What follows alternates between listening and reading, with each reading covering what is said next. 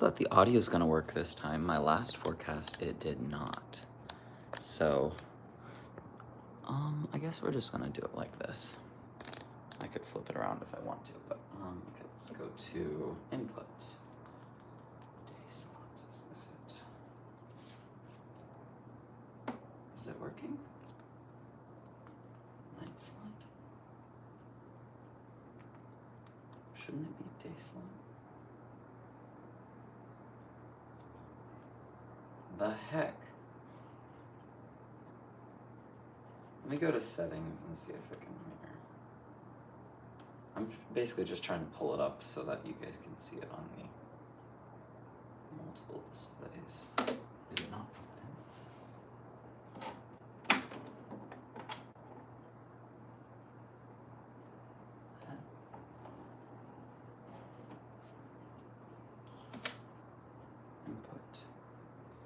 in? Input.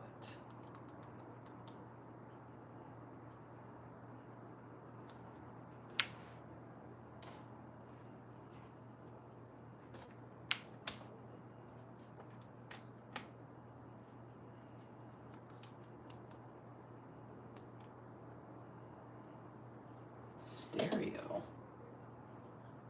What does that mean? Part of me wants to just turn it off and on and see if it'll work. Anyways, I guess we're gonna get started and hope that works. Okay, November the 1st, the new moon. So, let's pull up the chart.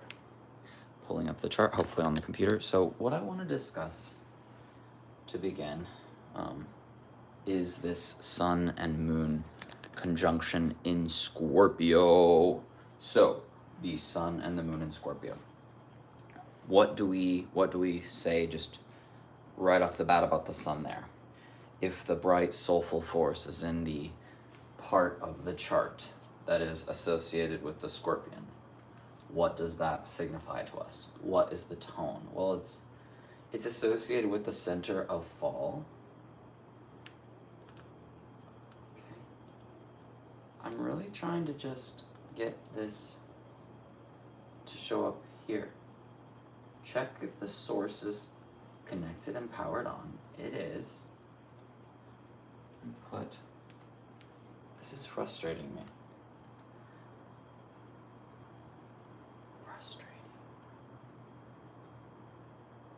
No signal.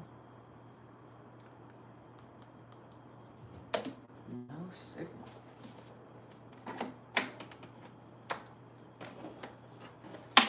What's going on with this? It frustrates me. Frustrates me whenever it's not working.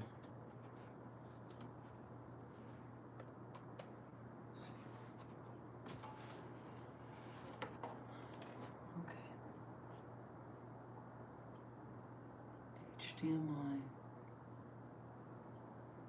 on.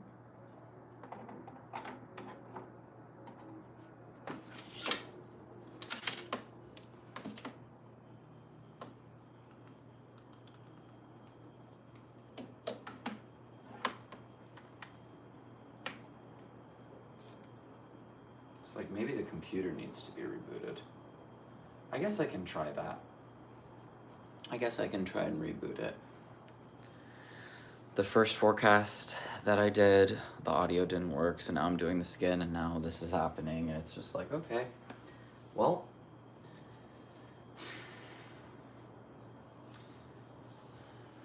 we'll try to restart it and see what happens. We'll see.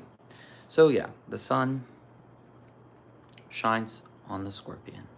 It shines on fall. It shines on steady emotional currents. It shines on this sort of intensity, and there's like an unfriendliness to Scorpio that I would say is pretty characteristic of that sign. There's an intensity to it. So like the last sexual encounter I had, like I ended up with a bruise. You know, it's like that feels kind of appropriate to talk about, just because it's real. It's real. Like sometimes good intentioned things result in sort of something unsavory, and then I look at the bruises on my body and I'm like, oh, like I don't want those. Like to me, it's like visually like my body's like saying, hey, boundary reached, and now I'm like, how do I talk about that with this individual in a way that I'm not angry? Like I'm just like, hey, like I don't want that to happen again, so you're gonna have to adjust your behavior. But I do like the idea of them getting to do what they want to do, but I'm also like, I'm bruised, so we can't do that again. Otherwise, because like like I'm more attached to my body being like in a certain condition than I am their pleasure, so they'll have to adjust. Okay, let's see if this works now.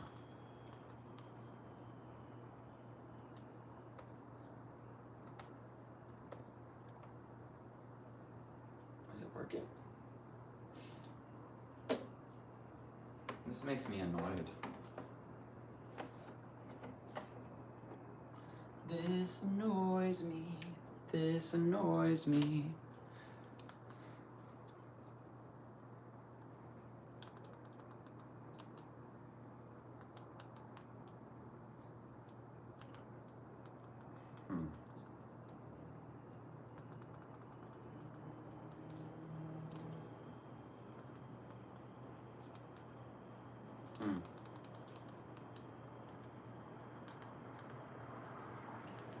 It's quite something.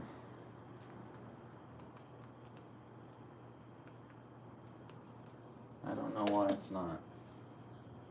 I guess I can Google it. Let's see. HDMI is plugged in,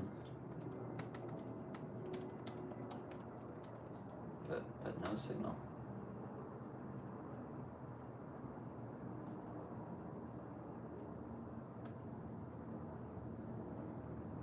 Yeah, it's just saying try stuff.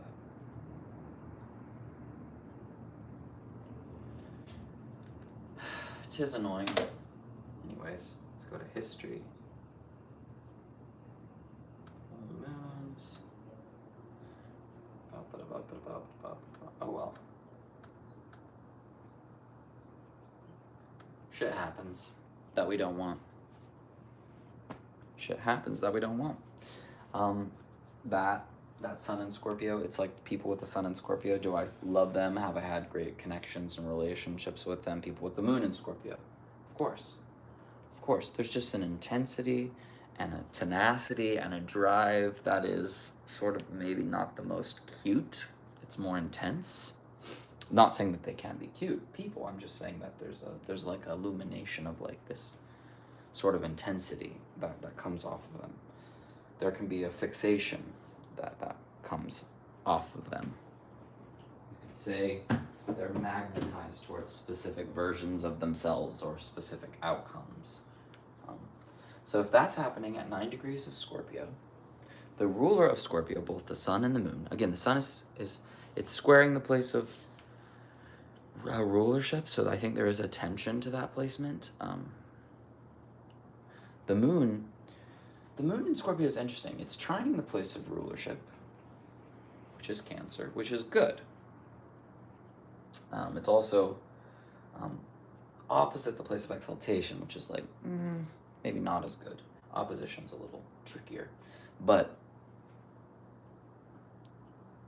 yeah, it's interesting. It's like the moon in Scorpio people have a challenge, right? Because the moon is considered in fall. That's not easy. So this lunation, this new moon, I would say is not an easy one, but if someone can really honor when they experience something that they don't want or that's uncomfortable, if they can really be present with it, then it's very clear what they do want. I think that's the trine between the moon in fall and the moon in rulership. It's like if you really are present with any emotion, like no matter what, like I'm like lately I feel a deep sense of discomfort, sadness, frustration, like sometimes because of how certain people respond to the world, and I want love to win, and I'm just, when I see someone who's like slightly obsessive compulsive or has beliefs that just don't seem to match with how reality works, I get worried and I care, so I face up, but I'm just so frustrated because I love them. And I want them to be happy. I'm not doing it out of anger. Oh, it's so fucking frustrating. So the Mars that rolls over this Scorpio is in Cancer, and it's at the very end of Cancer. I don't know if you guys can see, but that trining that's happening again between Scorpio and Cancer. That just means that the water energy is flowing. So again, the moon is in Scorpio, and it is in charge of Cancer, and Mars is in charge of Scorpio. Yeah. The moon in Scorpio is in charge of Cancer. The Mars in Cancer is in charge of Scorpio. This is called mutual reception. There's a receiving, the warrior and the mother. The feminine yin energies, the lunar force, and the martial warrior force are sort of like holding each other's stations. The moon is unhappy there, and Mars is unhappy here. So it's like the warrior doesn't want to be doing what the warrior is doing. I don't, like, to me, like, the energy of it is like, I don't want to hurt you. I want to love you. Like, that's been the signature of this. Like, I'm not trying to harm. Like, I'm desperately not trying to harm people. I'm trying to help. I'm trying to be in the grounded reality that I'm in, and I'm trying to allow the feelings of others to be present, but I'm also really strong, and it sucks. Like, this has been a sucky period. Like, but how can I like incorporate with this emotion? Because I'm just fed up with things not working out. Like, little things like getting a bruise in a sexual experience. It's like, it's okay. I hope it heals. I hope it doesn't, like, scar, you know, like, okay. Yeah, but if it does, it does. Like, what can I do? I have to, I want good things. It's just a kind of gnarly, it's kind of a gnarly moment that we've been in. And yeah, if Mars had been in Leo, I think,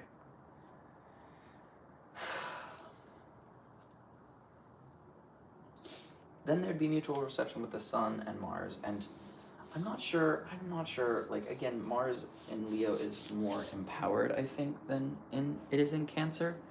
Like, I certainly see the lion handling the aggressive energy better than the crab, but the crab, I mean, it still has aggressive energy.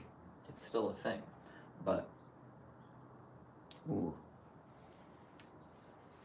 It's just not my favorite. So really, with the Sun and the Moon and Mars being the only planets that we really have to sort of like dance with as far as the luminary's light, from there we can see, okay, what is happening? The Sun and the Moon are being trined by Saturn. So that means that there's a retrograde Saturn in Pisces that's sort of like wanting restrictions and boundaries and wanting things to last and wanting things to go slow, and it does want to end things. It wants to limit them. It wants to put the boundaries. It's like, so that's coming in really strong to the lunation, as well as a little bit of a square. It's not an exact square, but to this Pluto that's at the very end of Capricorn. Man, like, and Pluto and Mars are in exact opposition. Oof, like, it's fuck. Like, since I'm experiencing this stuff in my own life, I mean, there is a very beautiful, like, essentially, this is what's so interesting about astrology. Like, again, you can pull up the chart for this so you can see it better, Mike. Again, you saw me try to put it up for you guys, but this cord or something is not working. So what can I do? Like, it's the intention was to serve and to help and to show, but it's just not really working that well. There's this perfect rectangle, essentially perfect rectangle, this perfect trine. It's like a house, and Neptune, at the place where my sun happens to be, is the pentacle of this. Like, there's some sort of, like,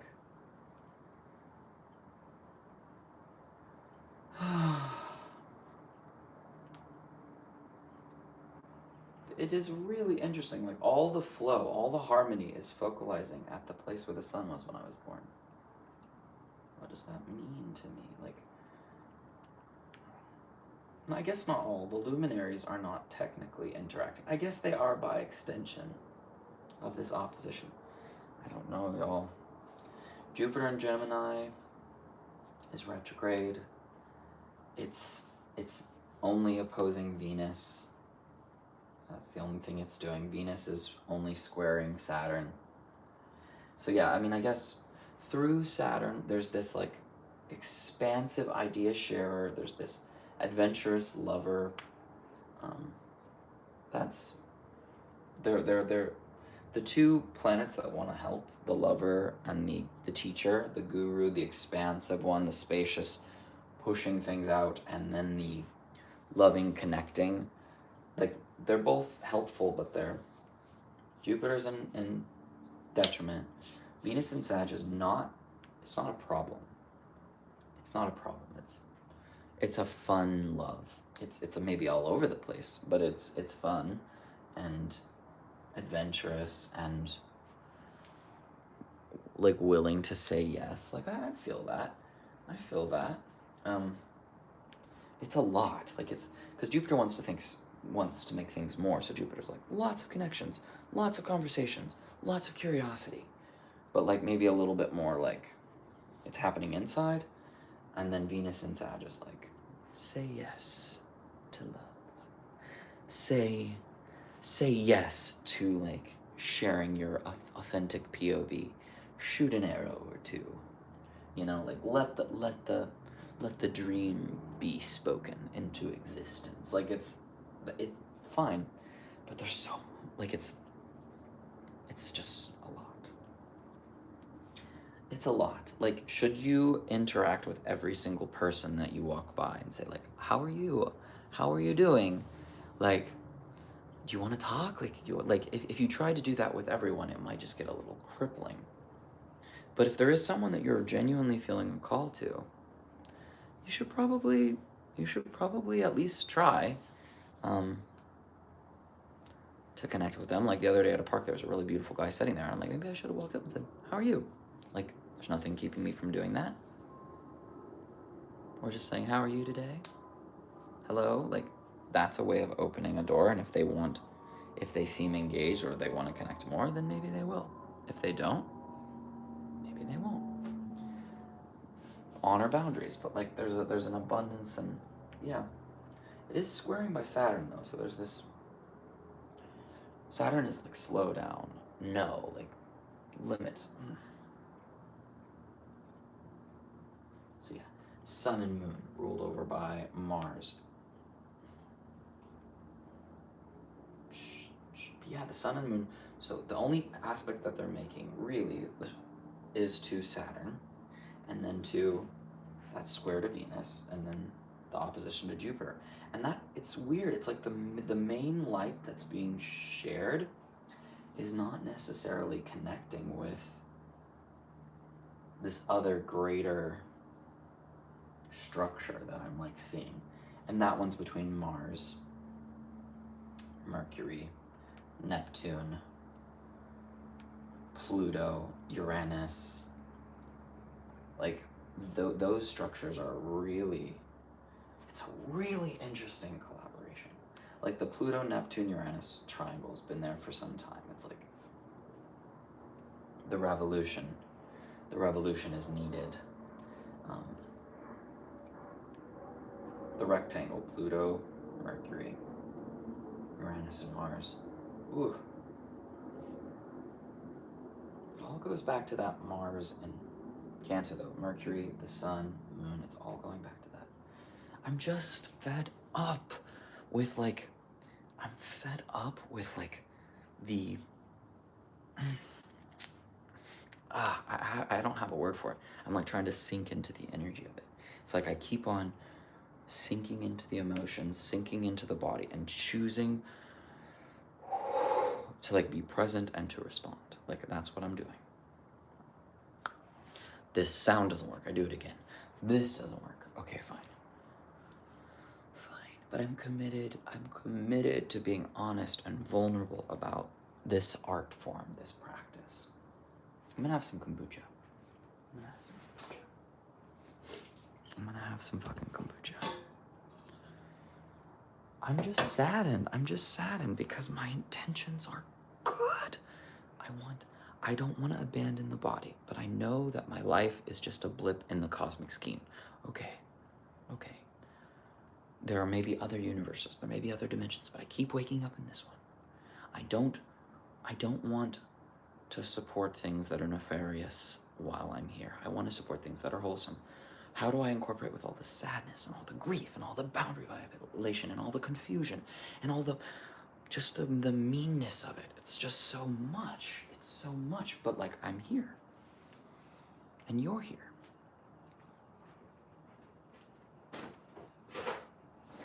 And so is this ladle. And let's see if the kombucha is good. Still a bit sweet. I want the creatures.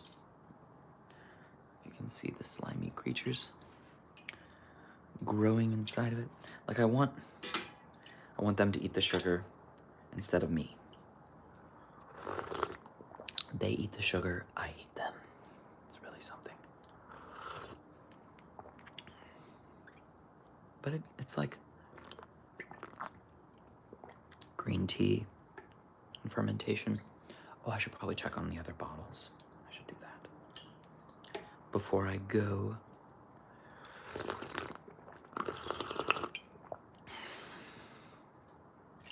I don't know, y'all. We've discussed. Yeah, Mercury's getting a strong impulse from Neptune and a strong impulse from Mars. For me, that's like my 7th house and my 11th.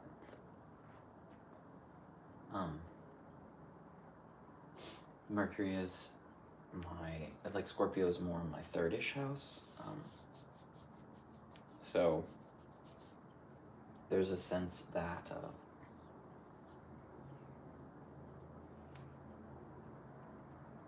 there's some messages to be sent, some writing to be done. But yeah, it's just kind of gnarly. I'm gonna say that for me, I need to like go and run some errands this week. Like do the logistical stuff, like get rent checks and like, yeah, there's just shit I gotta do.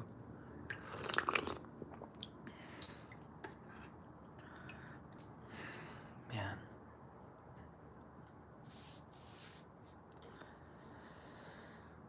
Feeling in the body. Choosing to respond to the different sensations and emotions. And yeah, like there's a part of me that's just annoyed, saddened, confused. And yes, I seem to still be in control. I seem to be still trying my best.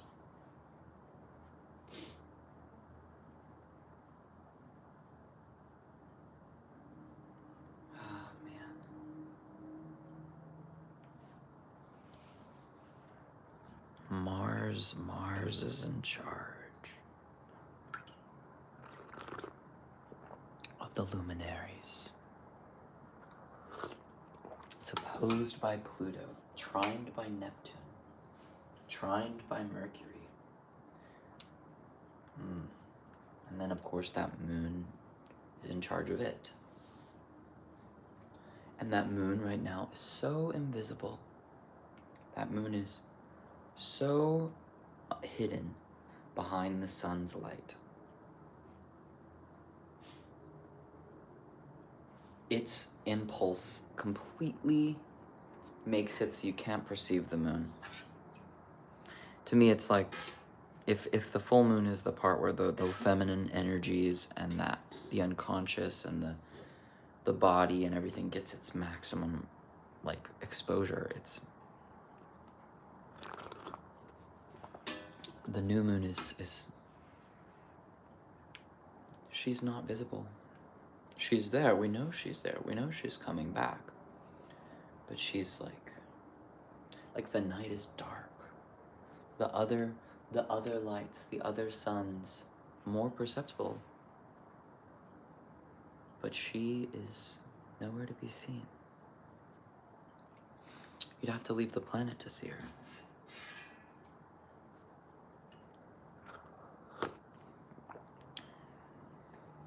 Unless it's an eclipse, but it's not. It is not an eclipse, not close enough. It's quite something. Man, oh man. Well, I'm gonna go practice for choir soon. I'm hoping that some of this energy and this frustration and all that stuff can be channeled into something artistic, and I don't know, like a part of me wants to weep, a part of me wants to scream, a part of me wants to cry, but the gnarliness of it, Mars in fall, Jupiter in detriment, the moon in fall, challenging. They're very, Mars and the moon are also the two probably most like potent placements, and they're both so unhappy, and it's like